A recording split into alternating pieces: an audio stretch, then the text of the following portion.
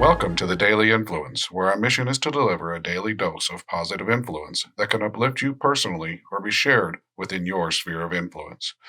While not every episode may directly apply to your unique circumstances, we strive to provide insights and inspiration relevant to most people's daily, weekly, and monthly lives. Whether you are tuning in during the morning, noon, or night, the Daily Influence is here for you. Listen, share, and embrace the power of influence in your life.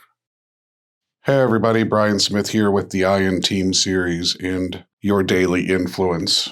And today we're talking about servant leadership. And one of the things that has really become pretty prevalent out in the thought development and leadership development world is this concept of servant leadership. And to serve means different things to different people.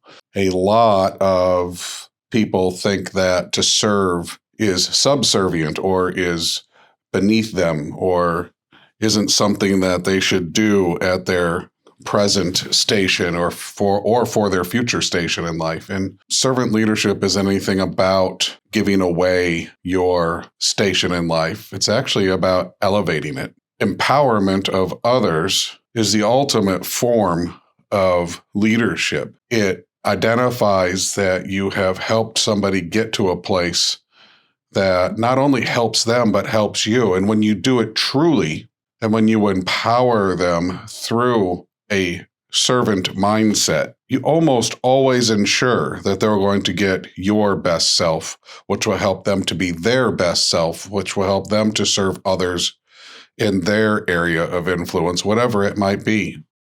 And as a lot of you know, we don't really believe in true hierarchy in organizations. Yes, we believe in areas of influence. We believe in accountability. We believe in people having the authority to make certain decisions that are defined by policy and procedure based on their experience, their education, their area of responsibilities that they've agreed to.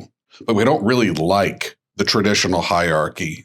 Servant leadership supports a flat hierarchy, especially when the entire organization buys into it. As I travel around visiting our clients and the companies that we have equity in all over the world, without servant leadership, I wouldn't have those opportunities.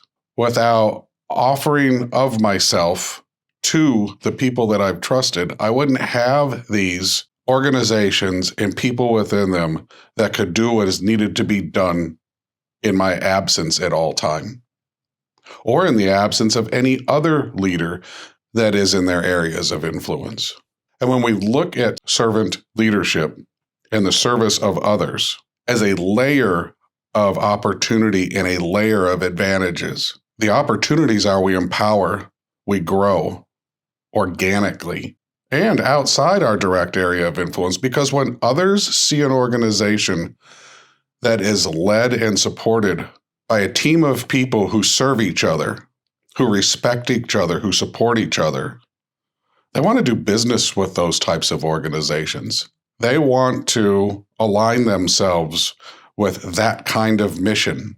And yes, there are companies out there that can look at that and say, I can't do that. It won't work for us. Anytime you start a sentence with I can't, you're going down a negative path and you're setting yourself up for not necessarily failure, but definitely not for the potential that you would have if you had a positive mindset.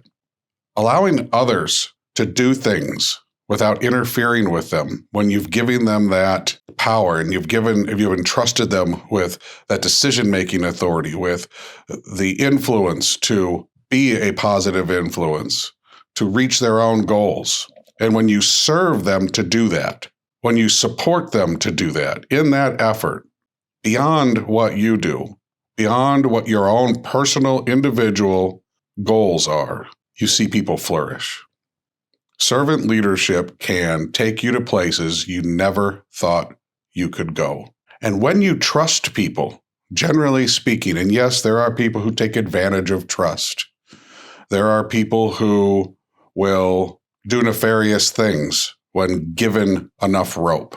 But in my experience, if the proper policies and procedures are in place, if the proper positivity is in place, if the proper support structure is in place, if you've trained people and onboarded them and communicated with them, if you've been smart with them, specific, measurable, attainable, realistic, and timely with them, they will step up and be responsible, positive individuals, supporting their area of influence in ways that you may never have envisioned. But you have to build those foundational layers. You have to provide that smart environment. You have to teach it, and you teach it through that servant leadership. You serve them to learn to be the best that they can be in whatever area of influence they're going to be in. So if you want to be a positive, responsible influence in your areas of influence, whatever they are, no matter the level within your company, from truck driver to ditch digger to president and CEO, approach it as servant leadership. Give your best so that everyone in your area of influence and everything in your area of influence can be its best. Share this with others so that they can be a positive influence. And when you see negative communication, negative action, try to turn it to something positive. Full potential is risked when we have negative influence. So as a servant leader, we do our best to provide the most positive and responsible communication, opportunities, which gives us the best potential to be our best selves. I hope you have a great day. I also hope you've been enjoying Greg as my new host with the Daily Influence. She has been interviewing people, so we are going back and forth between narrative and interviewing, and she is bringing great guests. So take a chance to look back through if you haven't listened to her episodes and catch up. We're over 200 episodes now. We have topics all over the board in your areas of influence, in your businesses and in your life. Get caught up, take a few moments, and listen to the Daily Influence. And I hope you'll subscribe to us and listen to us again tomorrow. Have a good day.